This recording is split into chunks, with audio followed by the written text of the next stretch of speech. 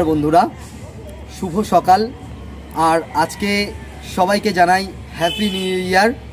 আমি আপনাদেরকে কথা দিয়েছিলাম আজকের বছরের প্রথম দিনে আপনাদের জন্য রাখবো আমার বাগানের আংশিক ভিউ।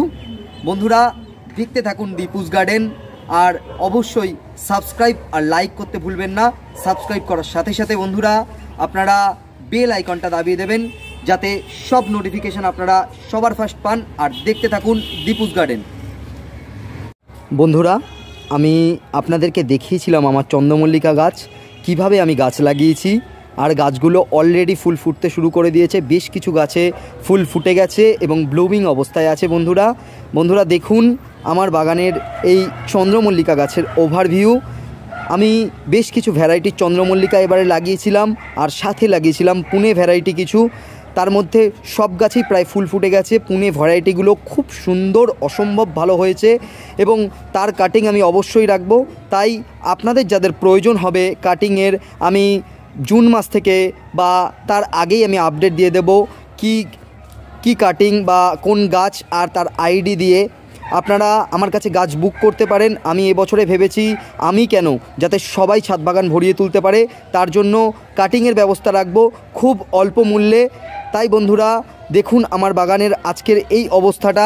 এই পুনে ভ্যারাইটিগুলো দেখুন, কত সুন্দর ফুল, কত সুন্দর ভ্যারাইটি, খুবই আনকমন।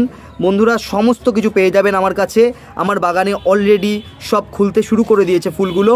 চন্দ্রমল্লিকার যেন বন হয়ে গেছে। আমরা এই চন্দ্রমল্লিকা হচ্ছে শীতের ফুলের রানী। আমরা এই চন্দ্রমল্লিকাকে বলি মৌসুমি ফুলের মধ্যে সবথেকে আকর্ষণীয়, এবং আপনার ছাদ বাগান আলোকিত করে দেবে এই চন্দ্রমল্লিকা ফুল। তাই বন্ধুরা সবাই আপনারা প্রত্যেকে অ্যাটলিস্ট 10টা করে গাছ করুন চন্দ্রমল্লিকা গাছ, তাহলে দেখবেন আপনার বাগানও আমার মতন ভরে উঠেছে। বাগানে শুধুমাত্র ফুল নয়, ফুলের সাথে সাথে আসবে প্রজাপতি, পাখি, সমস্ত কিছুই আপনার বাগান ভরিয়ে তুলবে। বন্ধুরা আমরা সবাই জানি ফুল এমন একটা জিনিস যে ফুলের জন্য মানুষ পাগল হয়ে যায়, এবং ফুল দেখতে সবার ভালো লাগে। তাই আমি আপনাদেরকে ঘুরে দেখাচ্ছি আমার চন্দ্রমল্লিকার বন। এই চন্দ্রমল্লিকা বনে সব ফুল প্রায় খুলতে শুরু করে দিয়েছে, তাই আমি বলেছি এটা আংশিক ওভারভিউ। আমি যখন সব টোটাল খুলে যাবে ফুলগুলো, তখন আমি আর একটা ভিডিও নিয়ে আসব। চন্দ্রমল্লিকার সাথে সাথে আমি যে সমস্ত গাছগুলো লাগিয়েছি সেগুলো আরেকবার আপনাদেরকে ঘুরে দেখাচ্ছি। আমার জায়েন্ট এবারে অসম্ভব ভালো হয়েছে।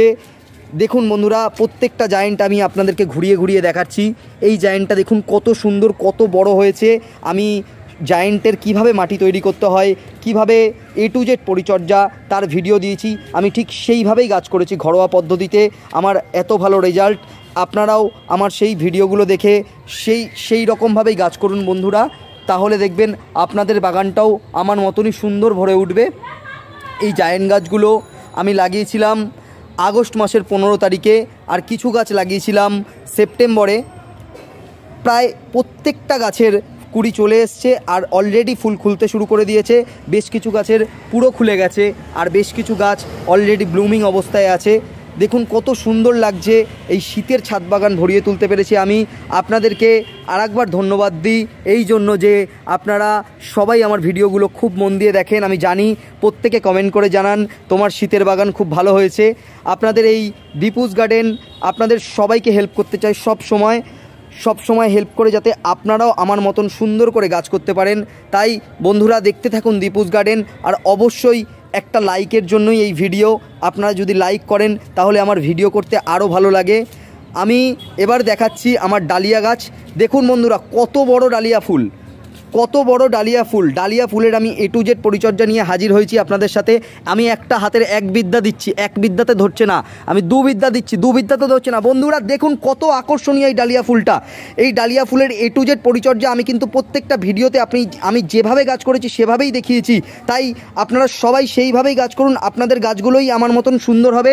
এই ডালিয়াটা পানিহাটি পুষ্প প্রদর্শনীতে গেছিলো, সেখান থেকে এই ডালিয়াগুলো স্থান অধিকার করেছে। অলরেডি কালকে খর্দা পুষ্প প্রদর্শনী আছে, আমি সেখানেও গাছ দেবো। আমার সেখানে গাছের রেজাল্ট কি হলো, অলরেডি গাছ আমি নিচে নামিয়ে দিয়েছি সেই গাছগুলো পাঠানোর জন্য।